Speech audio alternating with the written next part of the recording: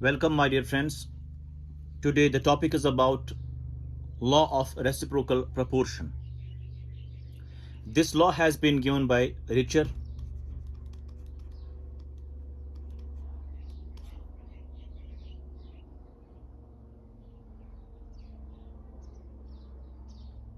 This law has been given by Richer, and what it says, the statement of this law, I will write here.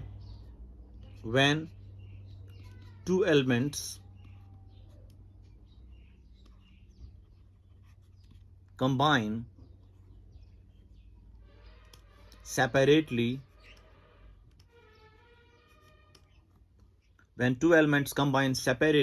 with the fixed mass of third element, then the ratio of masses, in which they combine,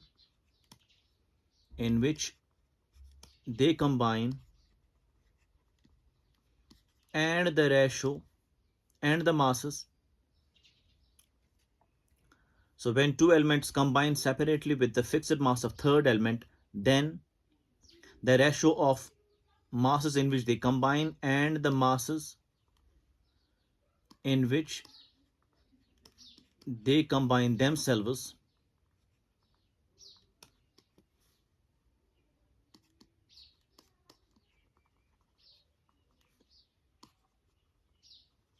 should be a simple ratio. Simple here means small whole number.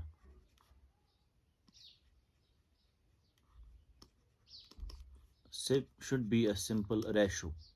So here simple means small whole number ratio. This is the statement of law of reciprocal proportion. I'll repeat it again. जब दो elements combine होंगे separately with the fixed mass of third element, फिर आपको एक ratio निकालना है. उन दो एलिमेंट्स का मासेस का जब ये कंबाइन होते हैं with the fixed mass of third element, और आपको रेशो निकालना है विद द मासेस जब ये कंबाइन देमसेल्व्स होंगे, तो उनके दरमियान जो रेशो होगा that must be simple. So when two elements combine separately with the fixed mass of third element, then the ratio of masses in which they combine and the masses in which they combine themselves should be a simple ratio. We will illustrate it by means of an example first, ताकि आपको समझ में आए. So we will have an example. Example is, suppose आपके पास carbon है एक element, दूसरा है सल्फर, और ये तीसरे एलिमेंट के साथ कंबाइन होते हैं, दैट इज ऑक्सीजन. जब कार्बन ऑक्सीजन के साथ कंबाइन हो जाएगा, it will form a compound that is carbon dioxide. Carbon dioxide में रेशो क्या है, मतलब what is the mass of carbon used, that is 12 is to mass of oxygen is 16 2 in 32. इसका मतलब ये हुआ इस वाले कंपाउंड में जो ऑक्सीजन का मास है that is 32. So 32 is the mass of oxygen here. ठीक. नेक्स्ट, जब सल्फर ऑक्सीजन के साथ कंबाइन होता है separately, it form sulphur dioxide. अब रेशो क्या निकलेगा, सल्फर का मास 32 है, ऑक्सीजन का मास 16 है, मल्टीप्लाई 2 इज अगेन 32. सो इसका मतलब ये हुआ जो ऑक्सीजन का मास यहाँ इस कंपाउंड में है वो भी 32 ही है. So that means the two elements C and sulfur combine separately with the fixed mass of oxygen. Fixed mass of oxygen means 32 here as well as 32 in this compound. So when two elements combine separately with the fixed mass of third element, then हमें अब ratio निकालना है. Then अब देखिए carbon का कितना mass है इसमें 12, सल्फर का कितना मास है इसमें 32. So what is the ratio? So masses is 12 is to 32. So mass of carbon used to combine with oxygen is 12. Mass of sulfur used to combine with oxygen is 32. ठीक. अब ये एक ratio है masses का. जब ये combine हुए हैं with the fixed mass of third element, अब जब ये कंबाइन आपस में हो जाएंगे तो उनके दरमियान एक कंपाउंड बनेगा दैट इज कार्बन डाइसल्फाइड. अब रेशो निकालिए, कार्बन का कितना है 12 है, इज टू सल्फर का कितना होता है 32, 32 multiply 2 is 64. So the ratio is 12 is to 64. So 12 is to 64 is the ratio when they combine with themselves. Ratio of masses when they combine with themselves. And 12 is to 32 is the ratio of masses when they combine with the oxygen, means third element. ये जो ratios है, ये वाले दो ratios, एक वो वाला ratio in which या वो वाली masses in which they combine with third element, and ये वाले masses in which they combine with themselves, उनके दरमियान जो ratio है, that must be simple. So we can say therefore ratio of masses is equal to, that is 12 is to 64, ये वाला whole divided by 12 is to 32. या आप ऐसे भी कर सकते हैं, क्या लिखा हम लोगों ने, let me remind you a statement, that is then the ratio, हमें रेशो निकालना है किनका, मासेस का, लेकिन जब ये कंबाइन हुए हैं, व्हेन दे कंबाइन मतलब with the third element, and उस मास का रेशो निकालना है when they combine with themselves, that must be simple. So यहां पे क्या निकल करके बात आई हमारे पास, अब निकल करके बात ये आई कि यू आर हैविंग, सपोज ये एक रेशो है, मतलब 12/32 होल डिवाइडेड बाय 12/64, मतलब हमें रेशो निकालना है उन मासेस का, उन मासेस ऑफ एलिमेंट्स का जब ये कंबाइन हुए थे विद द थर्ड एलिमेंट, ठीक, और वो वाले मासेस जब ये कंबाइन हुए थे विद देमसेल्व्स. फिर से बता रहा हूं मैं, when two elements combine separately with the fixed mass of third element, then ratio आपको निकालना है masses का in which they combine. In which they combine here means when they combine with the third element, and masses in which they combine themselves. That must be simple. So ये वाला ratio simple होना चाहिए. 12 cancel, it becomes 64/32, that is equal to 2:1, which is a simple ratio. Because ये simple whole number है, which is a simple ratio. This is the law. यही law of reciprocal proportion है. ये क्या बताता है, जब दो एलिमेंट्स कंबाइन होंगे सेपरेटली, अलग अलग, with the fixed mass of third element, with the fixed mass of third element, तब आपको उनके मासेस का रेशो निकालना है. वो ये निकला, बिकॉज इसमें कितना कंज्यूम हुआ विद ऑक्सीजन 12 ग्राम, इसमें कितना कंज्यूम हुआ with oxygen, that is 32. So ratio is 12:32. अब ये रेशो वो है मासेस का जब ये कंबाइन हुए थे विद द थर्ड एलिमेंट. अब when they combine with themselves they form a compound that is CS2, उसका रेशो 12:64 है, ठीक. और इन दो मासेस का आपको रेशो निकालना है. So we find the ratio that is 12/32 whole divide by 12/64. वो रेशो सिंपल आना चाहिए, and that came out to be simple, which is the law of reciprocal proportion. एक और एग्जांपल हम लेंगे ताकि पूरी तरह से आपको ये समझ आ जाए. सपोज हमारे पास है सल्फर और हमारे पास ऑक्सीजन है, it combines with hydrogen. Sulphur जब कंबाइन होगा हाइड्रोजन के साथ, ये कंपाउंड बनेगा, that is hydrogen sulphide H2S. तो हाइड्रोजन का मास कितना है, दैट इज 2:32. हाइड्रोजन का मास 1 है, ये 2 है, हो गया 2, सल्फर इज 32. जब H कंबाइन होगा with O separately, it forms water, तो रेशो क्या आएगा, 2:16. ठीक. अब मसला यह है कि 2 is the mass of hydrogen here, 2 is the mass of hydrogen here, so mass of third element is same. अब रेशो क्या निकला, फिर इसका कितना कंज्यूम हुआ हाइड्रोजन के साथ, 32:2. इसका कितना कंज्यूम हुआ फिर हाइड्रोजन के साथ, 16. ठीक. ये आपको मासेस निकला when they combine with third element. जब ये कंबाइन आपस में हो जाएंगे, they form a compound sulphur dioxide. So what is the ratio, sulphur is 32, oxygen is 16 multiplied 2 is 32. So 32:32 is the ratio of sulfur and oxygen when they combine with themselves. और इन दोनों का जो आप ratio निकालेंगे, that must be simple. So ratio is equal to, that is 32 divided by 16 whole divided by 32 divided by 32. And 32 cancel, ये 1 आएगा, 16 1s are 16 2s are, it is 2:1, and which is a simple ratio. Which is a simple ratio. So आपको ratio निकालना है उन masses का जब ये combine हुए थे with the fixed mass of third element, और उस मास का when they combine with themselves, वो सिंपल आना चाहिए. We call that reciprocal proportion. So again the statement is when two elements combine separately with the fixed mass of third element, ठीक, ratio आपको निकालना है उन मासेस का when they combine with third element and उस mass का when they combine with themselves, that should be a simple ratio. मतलब small whole number ratio, उस लॉ को हम नाम देते हैं law of reciprocal proportion. I hope you understand this. Now we will switch on to a problem, numerical problem, then we will move forward. Question एक लेंगे हम. So we have a question. Question is, ammonia contains 82.35% nitrogen and 17.65% hydrogen. Full stop. ये एक.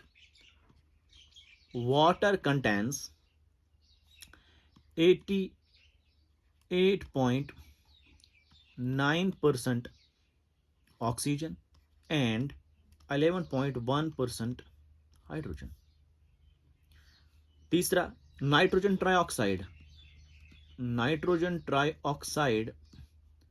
contains 63.15% O and 36.85% N.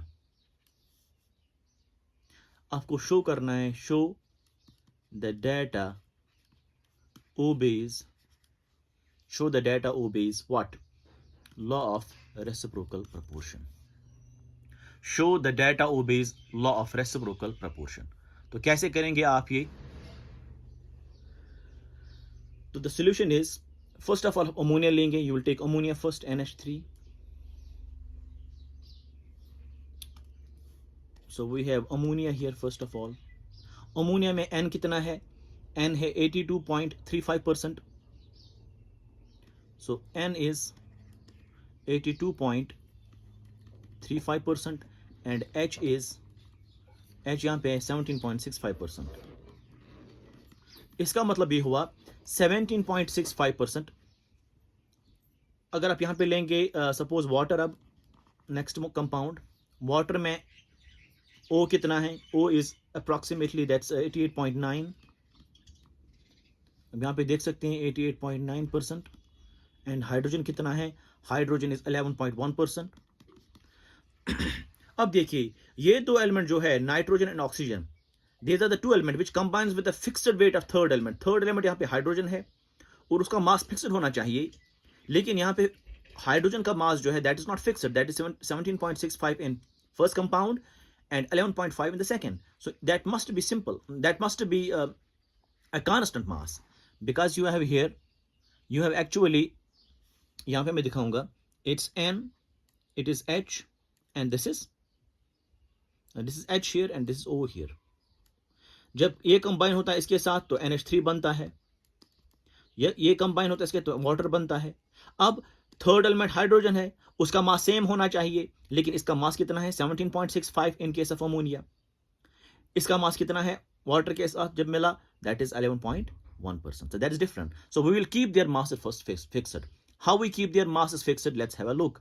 So हम यहाँ पे लिखेंगे 17.65 grams of H combine होता है with 82.35 grams of N. It implies 1 gram of H किसके साथ combine होगा? That is 82.35 divided by 17.65. That came out to be approximately 8.00 grams of N. इसका मतलब नाइट्रोजन का 8 ग्राम है यहाँ और हाइड्रोजन कितना है? 1 ग्राम. हो गई एक मसला सॉल्व. नंबर सेकेंड इज, अब हम लेंगे यहाँ, इसका मतलब 11.1% मतलब ग्राम्स ऑफ H कंबाइन होता है with 88.9 grams of what? Oxygen. इसका मतलब 1 ग्राम जो है हाइड्रोजन का वो कंबाइन होगा with 88.9 divided by 11.1. That will be equal to, that is approximately equal to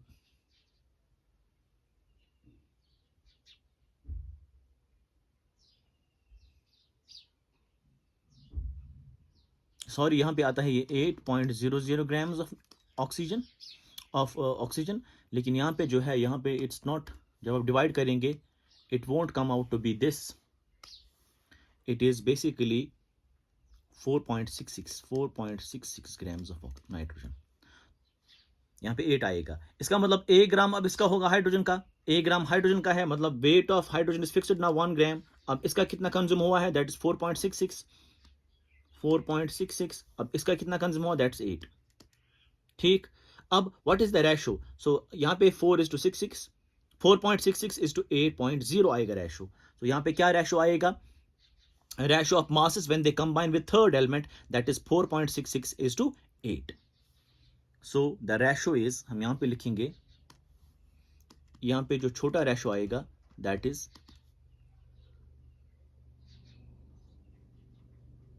4.66 is to 8.00. ये एक रेशो आ गया.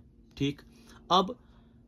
अब जब ये कंबाइन आपस में हुए हैं, so we were having N, we were having O, we were having H. जब ये कंबाइन हुआ इसके साथ तो अमोनिया बना. जब ये कंबाइन इसके साथ हुआ तो वाटर बना. इसका 1 ग्राम हमने ले लिया. इसका था कितना, 8.00. इसका था कितना, 4.66. फिर रेशो क्या निकला, ये रेशो निकला. अब जब ये कंबाइन आपस में हो जाएंगे तो कंपाउंड बनेगा N2O3, nitrogen trioxide. So the ratio is, अब बताइए नाइट्रोजन कितना मास है इसमें, that is given in the problem. देखिए नाइट्रोजन ट्राइऑक्साइड में 63.15 है. कौन, oxygen. So here the oxygen is 60.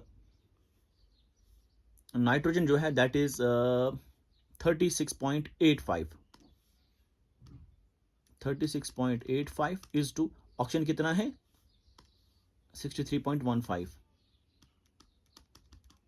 ये वो रेशो है इन मासेस का जब ये कंबाइन हुए आपस में, और ये वो रेशो है जब ये कंबाइन हुए थे with the third element. Now the ratio between these two, मतलब 4.66 divide by 8 whole divide by 36.85 whole divide by 63.15. ये रेशो जो आता है that's approximately equal to 1:1, which is a simple ratio. Simple ratio. Hence the law. This was the law. क्या करना है आपको पहले थर्ड एलिमेंट का वेट जो है वो फिक्स्ड कराना है. तब कितना मास नाइट्रोजन का कंबाइन होगा, कितना मास ऑक्सीजन का कंबाइन होगा, उनके दरमियान एक छोटा सा रेशो निकालना है, दैट इज दिस. अब जब ये आपस में कंबाइन हुए तो रेशो क्या था, मासेस क्या था इनका, दैट वाज दिस. सो ये डिवाइड बाय ये, this gives you a ratio and this ratio must be simple. Hence the law is obeyed. इस तरीके से जो है आप न्यूमेरिकल प्रॉब्लम्स भी सॉल्व कर सकते हैं. This is how you go for numericals as well as how to obey that law of reciprocal proportion. Now we have one more law to talk of. Before talking about one more law, let me tell you one important thing, that is, चाहे आपके पास law of note में हम लिख सकते हैं ये note, चाहे आपके पास law of constant proportion है, या फिर आपके पास law of multiple proportion है जो हमने ऑलरेडी पढ़े हैं, चाहे आपके पास लॉ ऑफ रेसिप्रोकल प्रोपोर्शन है. The links of these two I have placed in the description. And ये सारे जो लॉज है उनमें एक इंपॉर्टेंट लिमिटेशन है. The limitation is it is not obeyed, they do not obey for isotopes. So isotopes में जो है इनका लिमिटेशन आता है. So they are not obeyed when there are isotopes of a compound. तो आइसोटोप्स की when there will be isotopes then the laws are not obeyed. ये आपको याद रखना है, ध्यान में रखनी है ये बात.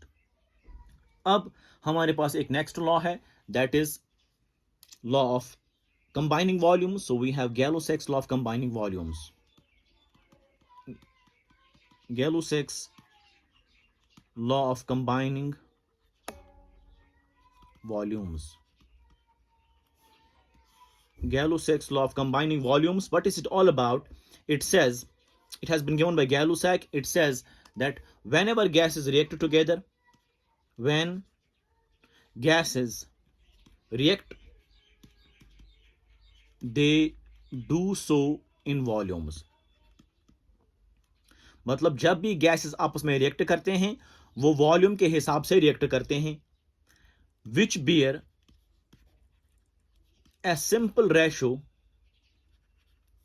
which bear a simple ratio with one another. Simple ratio here means again, simple ratio again here means small whole number ratio, which bear a simple ratio with one another, as well as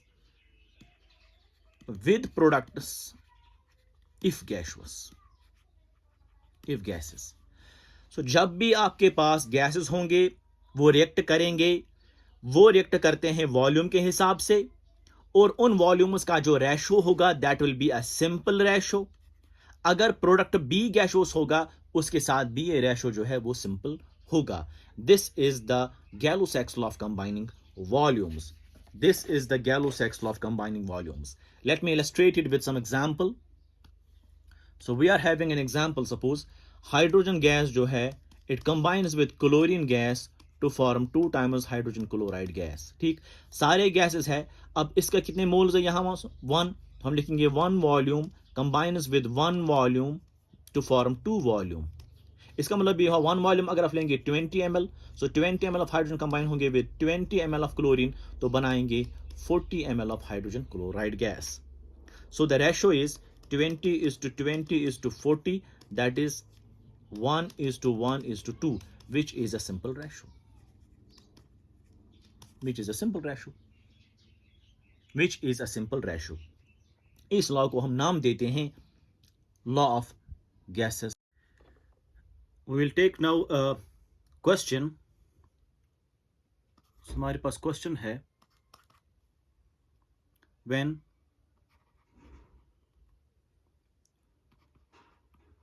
100 ml of methane is burnt,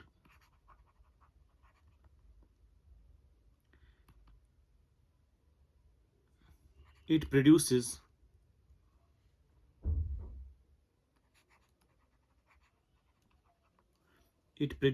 carbon dioxide and water.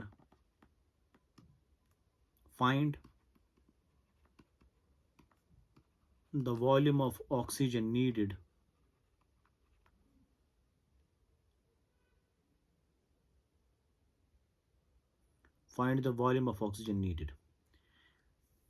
This is the question. तो खाली आपको oxygen ही नहीं निकालना है, and the volume of carbon dioxide formed. This is the question. तो the solution is, देखिए हमारे पास methane है, इट्स अ गैस.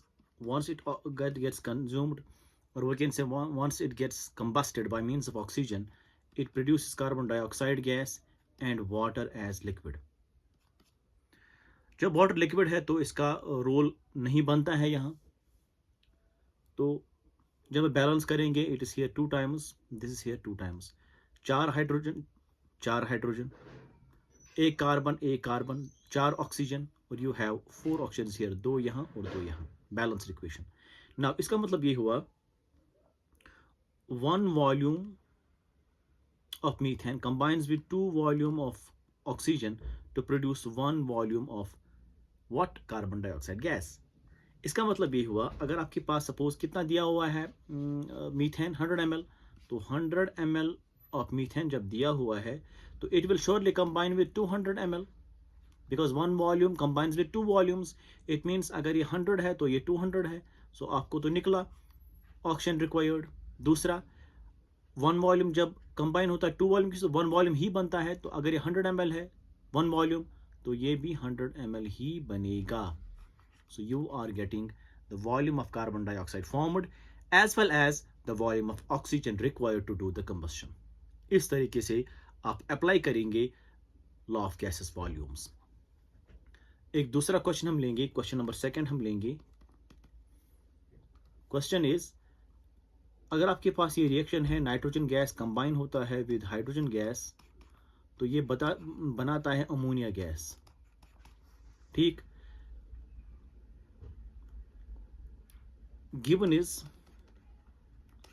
गिवन क्या है, 60 ml नाइट्रोजन के कंबाइन होते हैं with 60 ml of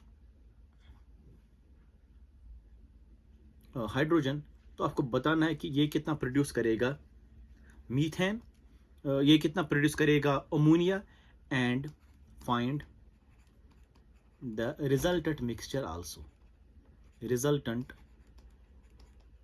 mixture also. तो एक तो आपको निकालना है अमोनिया फॉर्म्ड कितना है, और आपको निकालना है कि रिजल्टेंट जो है, बिकॉज ये इक्विलिब्रियम रिएक्शन है, तो रिजल्टेंट कितना आएगा, मिक्सचर में क्या क्या अवेलेबल होगा, ये क्वेश्चन है। तो you will directly go for law of gases volumes, तो ये बैलेंस्ड इक्वेशन है, तो इसका मतलब 1 वॉल्यूम इसका कंबाइन होता है विद 3 वॉल्यूम हाइड्रोजन का, बनता है 2 वॉल्यूम अमोनिया का। अब इसका मतलब ये हुआ, अगर ये सपोज 60 होंगे, इफ इट इज 60 ml, तो ये कंबाइन होंगे खाली 20 ml से, बिकॉज 20 अगर इसके होंगे 1 वॉल्यूम के हिसाब से, अगर 1 वॉल्यूम 20 लेंगे तो ये कितना होगा 60 ml, तो बनेगा कितना 2 वॉल्यूम, अगर 1 वॉल्यूम 20 है तो 2 वॉल्यूम कितना होगा 40 ml। लेकिन ये दिया कितना है 60, इसका मतलब इसका 60 खाली इसके 20 के साथ ही मिलेगा, ये पूरा की तरह पूरा का पूरा जो हाइड्रोजन है वो कंज्यूम हो गया, इट्स कंज्यूम्ड। और ये अनरिएक्टेड है, इसका कितना अनरिएक्टेड रहा, 40 ml जो है इसके अनरिएक्टेड रहे, क्योंकि अगर आप 60 अगर नाइट्रोजन लेंगे, 60 अगर आप नाइट्रोजन लेंगे तो स्टोइकोमेट्री के हिसाब से आपका हाइड्रोजन जो है रिक्वायरमेंट वो 180 ml होना चाहिए। 60 ml अगर ये होगा तो 180 ml होना चाहिए, बिकॉज इट इज 3 टाइम्स। लेकिन ये 180 ml अवेलेबल नहीं है, बल्कि 60 ही अवेलेबल है। इसका मतलब 60 कंज्यूम होगा with 20 ml of nitrogen gas to produce 40 ml of ammonia gas. अब कंज्यूम क्या हुआ, hydrogen, it gets consumed, so it is the limiting reagent, ये मिनिमम पड़ गया। कितना बचा नाइट्रोजन का 40 ml, ये 60 टोटल है, 20 तो कंज्यूम हो गए, सो 40 is the remaining part of nitrogen and 40 ml of ammonia is formed. इसका मतलब ये हुआ रिजल्टेंट मिक्सचर जो है, रिजल्टेंट मिक्सचर में क्या आएगा, एक तो आएगा 40 ml ऑफ N2 और आएगा 40 ml of ammonia, because 40 ml ammonia के बनते हैं और 40 ml जो नाइट्रोजन के हैं वो बेसिकली आपके जो है रिमेनिंग रहे हैं। This is the gaseous volumes. This is how you solve problems using gaseous volumes.